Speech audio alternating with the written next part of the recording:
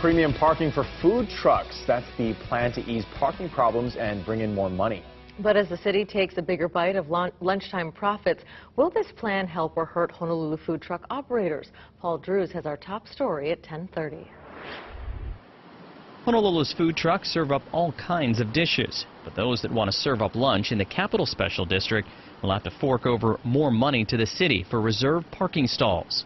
We came up with 10 locations that we think are appropriate for super stalls. The super stalls are 2 regular parking spaces that will be set aside for a specific food truck between 10:30 in the morning until 1:30 in the afternoon.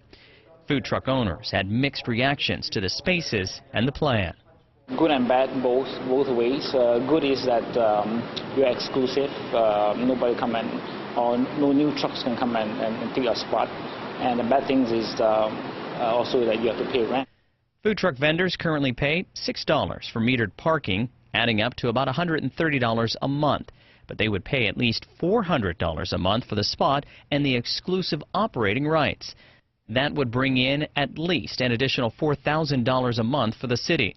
But some vendors worry the shuffling of spaces will take their customers away. My personal belief is if there's more than 3 food trucks, it's hard to make profit. Under the plan, 5 food trucks will be able to park on the street where John has been parking for the past 5 years. And some other current locations will then be off limits to vendors.